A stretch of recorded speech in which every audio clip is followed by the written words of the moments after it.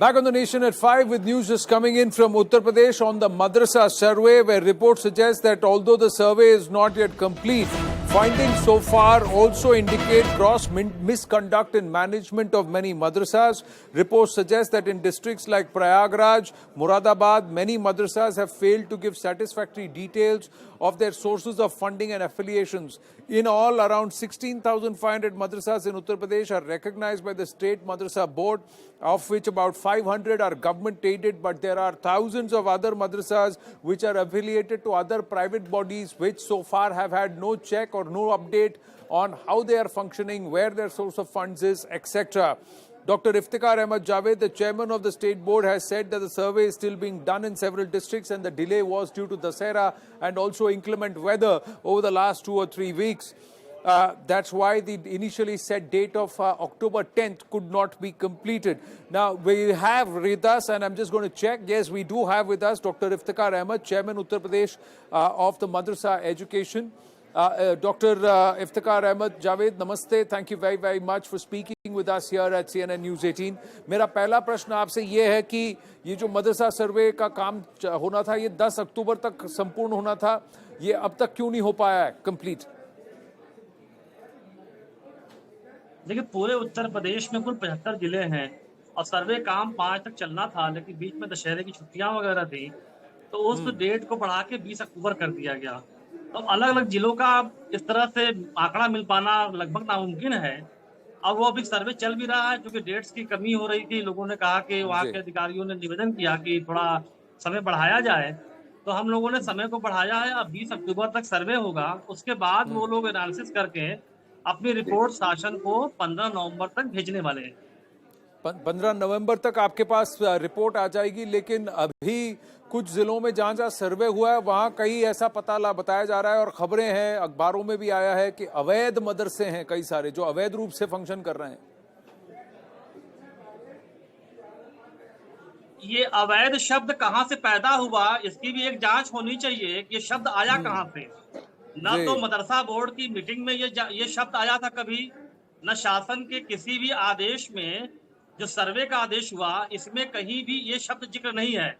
जो हमें क्वेश्चनर जो प्रोफार्मा भेजा है जिलों में जिलाधिकारी के जरिए से जो सर्वे हो रहा है, 3 लोगों की टीम उसकी सर्वे की रिपोर्ट ला रही है, दे रही है जिलाधिकारी के यहाँ, उस प्रोफार्मा में भी कहीं अवैध शब्द का जिक्र नहीं है।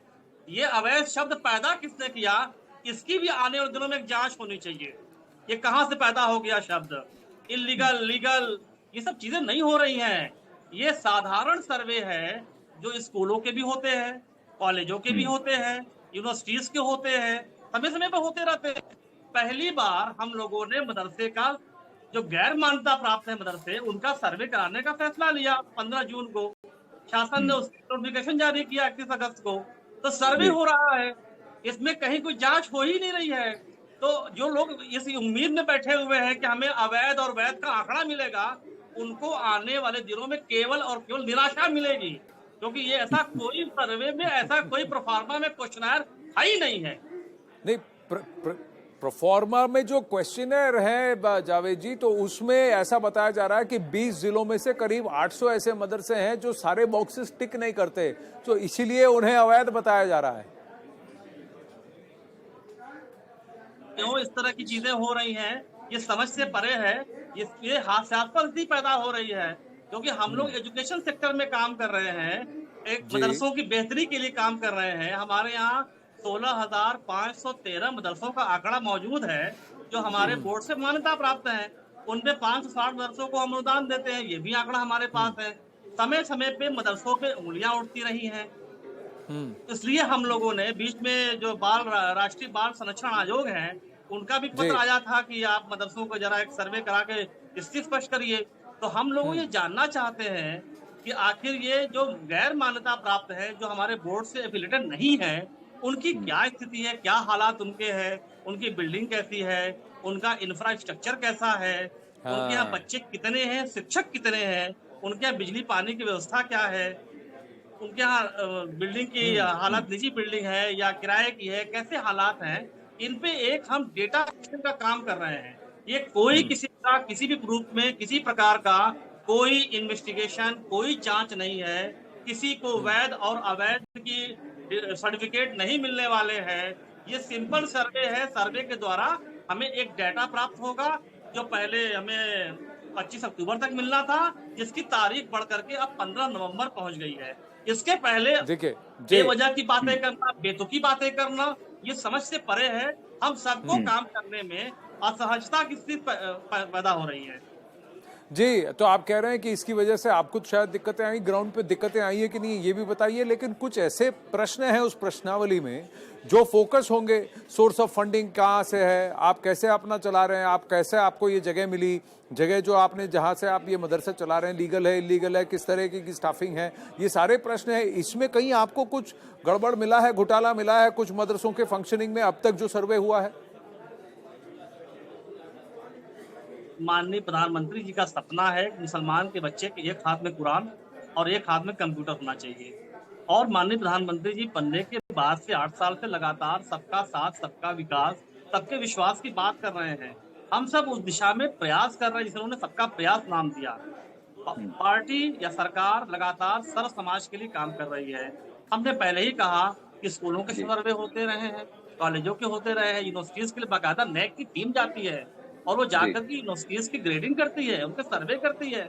हम लोगों ने जिन्हें इस कौम को या इस समाज को, इन मदरसों पर जिसकी किसी को ध्यान नहीं जा रहा था, हम लोगों ने इसको, इनके बच्चों को, मदरसों के बच्चों को, जो हमारे देश और प्रदेश के बच्चे हैं, कल के ये मुस्तकबिल है, फ्यूचर है, इनकी बेहतरी के लिए हम काम कर रहे हैं। हम अपने यहाँ के सिलेबस को लगातार दुरुस्त कर रहे हैं। हम चाहते हैं कि बच्चे दिन की चीजें पढ़ें, कुरान पढ़ें, हदीस पढ़ें, दिनियात पढ़ें, लेकिन साथ में साइंस, मैथ, कंप्यूटर पढ़ें, सोशल पढ़ें। इसके लिए हम सब प्रयास कर रहे हैं। हमारा ये था कि जो हमारे यहाँ से एफिलिएट बच्चे हैं, पढ़ रहे हैं मदरसों में, उनके बाद उनका आंकड़ा तो हमें मिल जा रहा है, उनकी तालीम कैसे और मिल जा रहा है। लेकिन जो मान्यता हमारे यहाँ से नहीं है, जो कहीं न कहीं से और जुड़े हुए हैं, उनका सिलेबस क्या है, वो कौन से बोर्ड से मान्यता लेके पढ़ा रहे हैं या कैसे कर रहे हैं, उनका पाठ्यक्रम क्या है, उनका कब वो एस्टेब्लिश हुए, उनकी बिल्डिंग कैसी है, उनकी सुविधाएं कैसी हैं। बच्चे देश के हैं, बच्चे प्रदेश के हैं, बच्चे सारे अपने हैं। उन बच्चों के भविष्य के बेहतर बनाने के लिए सरकार प्रतिबद्ध है। सरकार शिक्षा के मामले में अच्छी गुणवत्ता के साथ, अच्छी उनकी व्यवस्था के साथ उनको शिक्षा देना चाहती है। उनको देश और समाज के मेन स्ट्रीम में लाना चाहती है, मुख्य धारा में जोड़ना चाहती है। वो कहीं से भी अलग थलग ना पढ़ने पाए, इसकी चिंता हम कर रहे हैं। इस कड़ी में सर्वे हो रहा है। सर्वे से किसी भी मदरसे को हम वैध अवैध का सर्टिफिकेट नहीं इशू करने वाले। Doctor Iftikhar Ahmed, thank you very very much, बहुत बहुत धन्यवाद समय निकालकर हमसे बात करने के लिए। 15 नवंबर को रिपोर्ट तैयार होगी, उस रिपोर्ट में आंकड़े क्या बयां करते हैं उस पर आपसे जरूर बात करेंगे। फिलहाल हमसे बात करने के लिए धन्यवाद। Short break here.